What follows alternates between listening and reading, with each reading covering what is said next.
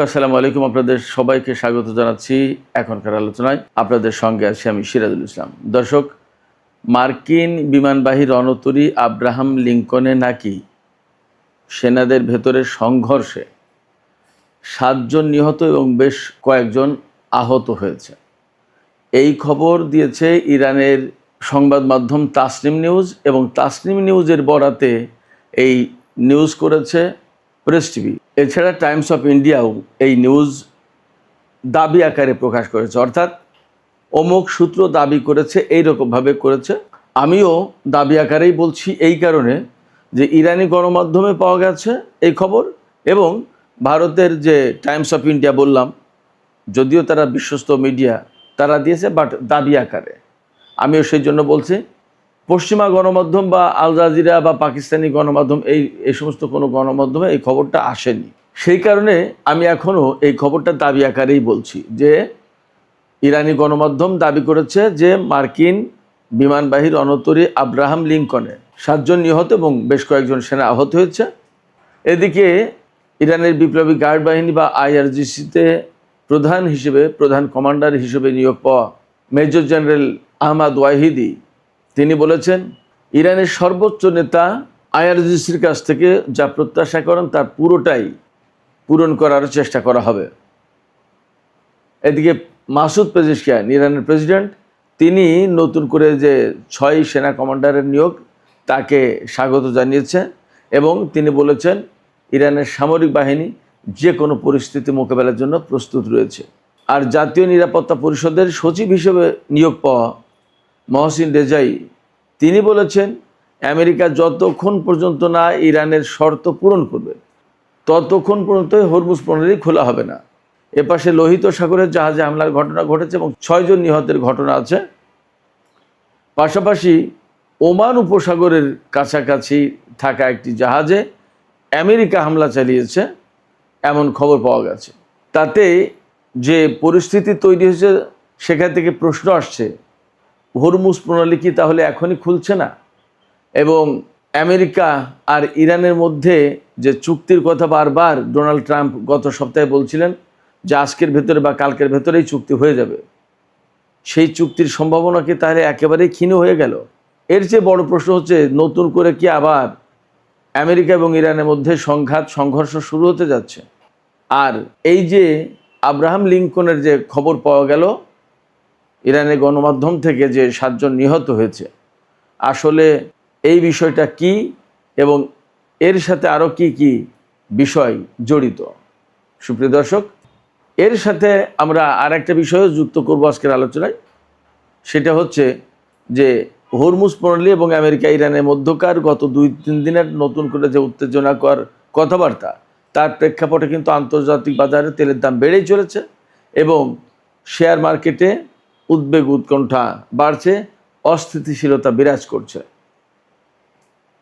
সুপ্রিয় দর্শক, এই বিষয়গুলো নিয়ে এখনকার ভিডিওতে বিস্তারিত কথা বলার চেষ্টা করব।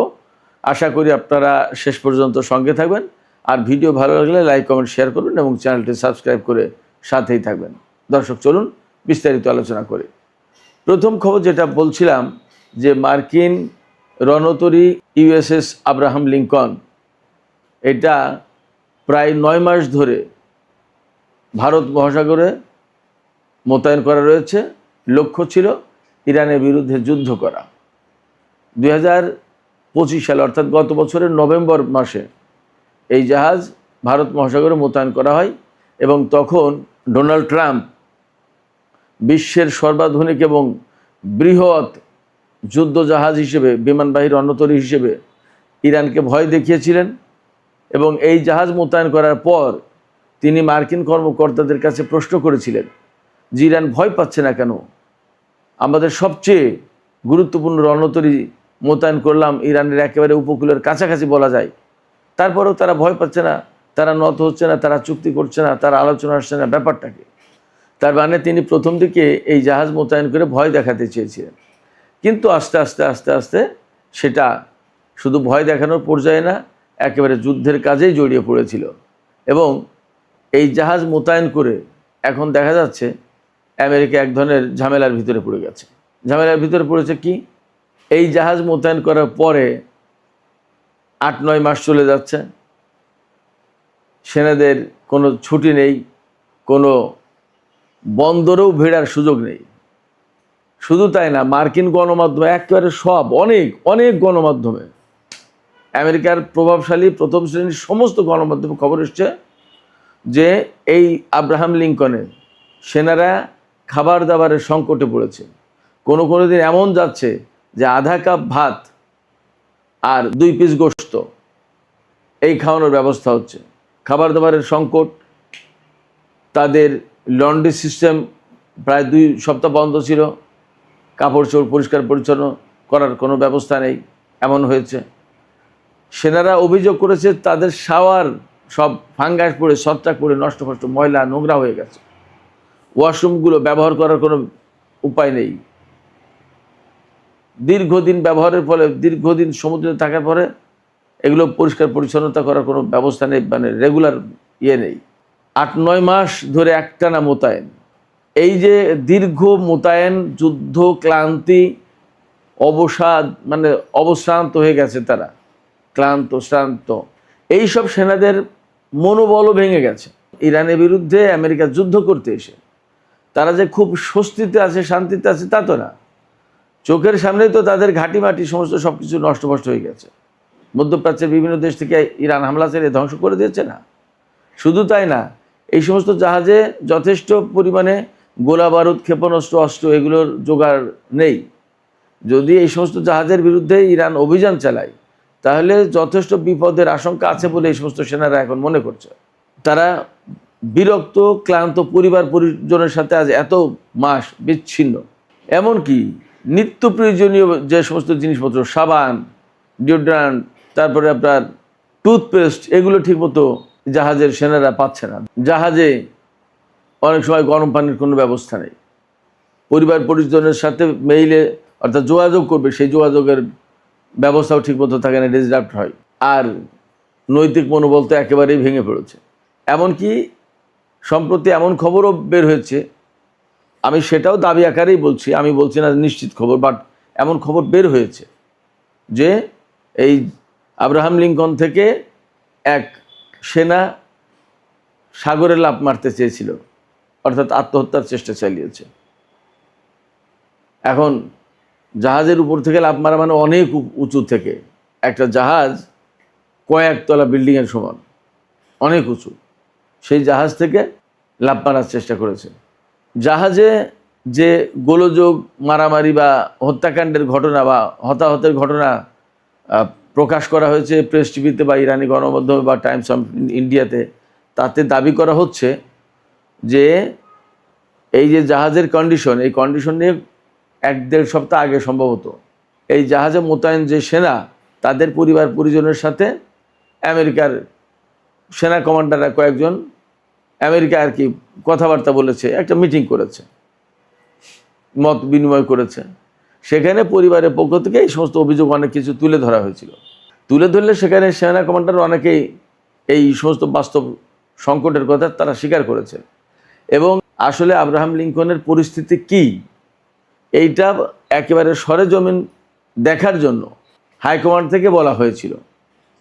বলা হলে এই যে সেন্টকমের যিনি প্রধান Brad Cooper, admiral Brad Cooper, ইনি আরেকজন সেনা কর্মকর্তাকে পাঠিয়েছেন এই জাহাজে দেখতে যে কি পরিস্থিতি, আসলে বাস্তব অবস্থা কী। তো সেই সেনা কর্মকর্তা এসে এখানে যখন সেনাদের বাস্তব অবস্থা, জাহাজের পরিস্থিতি বোঝার চেষ্টা করেছেন, জানার চেষ্টা করেছেন, আলাপ করেছেন, এই আলাপ এই জানা বোঝা করতে গিয়েই কিছু সেনা উত্তেজিত হয়ে পড়ে খেপে যায় এবং এখানে তীব্র বাকবিতণ্ডার সৃষ্টি হয়। চরম বাকবিতণ্ডার এক পর্যায়ে হয়তো মারামারি, হাতাহাতি, এবং শেষমেশ সেখানে নাকি ধারালো ছুরি, বিভিন্ন অস্ত্র এগুলো নিয়ে মারামারি, সংঘর্ষ হয়েছে। আমি জানি না কিভাবে কি হয়েছে, বাট দাবি যেটা, সেখান থেকে হয়তো এরকমভাবে বলা যেতে পারে যে মারামারি হয়েছে। তখন মারামারির পরে হয়তো উত্তেজনা, এক পক্ষ হয়তো সেনা অফিসারের পক্ষ নিয়েছে, আরও কিছু লোক হয়তো এদের বিরুদ্ধে নিয়েছে, অর্থাৎ একটা বিদ্রোহ, গোলমাল এরকম যদি হয়ে থাকে, এগুলো হওয়ার পরে কি হয়েছে, মারামারি, হাতাহাতি এক পর্যায়ে জাহাজের হয়তো বিভিন্ন ফল কাটা, খাবার দাবার, রান্নাবান্না অনেক কিছুতেই তো ছুরি ছাড়ি বিভিন্ন রকমের যন্ত্রপাতি, অস্ত্রপাতি অনেক কিছুই থাকতে পারে। হয়তোবা সেনাদের আত্মরক্ষার জন্যও তো অনেক সময় অনেক কিছু ব্যবহার করা হয়।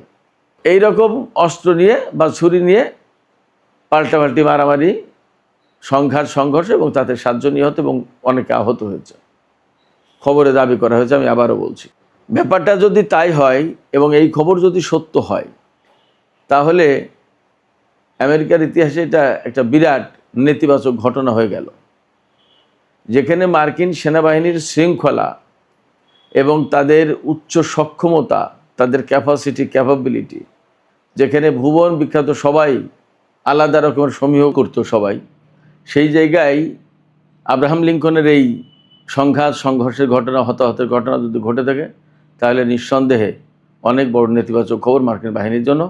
এবং মার্কিন বাহিনীর ব্যাপারে অনেকেই ধারণা করছে বা অনেকেই বলছেন, এভাবে বিশ্লেষকরা, যে মধ্যপ্রাচ্যে ইরানের সাথে যুদ্ধ করতে এসে আমেরিকার বাহিনীর অনেক কিছু দুর্বলতা প্রকাশ হয়ে পড়ছে। এবং আব্রাহাম লিঙ্কনের এই ঘটনা যদি ঘটে থাকে, তাহলে সেই দুর্বলতারই একটা বড় প্রকাশ্য রূপ এই সংঘর্ষ, সংঘাতের ঘটনা। ইরানও এখানে একটা কৌশল নিয়েছে, তারা কিন্তু খুব সহজে যুদ্ধ শেষ করছে না এবং আমেরিকাকে এই কৌশলের ভিতরে ফেলেছে। ইরান চাইছে যুদ্ধ দীর্ঘমেয়াদী করতে, যাতে মার্কিন সেনারা অবসাদগ্রস্ত হয়ে পড়ে, ক্লান্ত হয়ে পড়ে এবং তারা এক পর্যায়ে যুদ্ধের ব্যাপারে বিতৃষ্ণ হয়ে পড়ে, যুদ্ধ আর করতে চাইবে না, এরকম একটা পরিস্থিতি তৈরি করবে। এবং আস্তে আস্তে মনে হয় সেই দিকে যাচ্ছে, কারণ আরব দেশগুলোর মার্কিন ঘাঁটিগুলো প্রায় ধ্বংস করে ফেলেছে ইরান।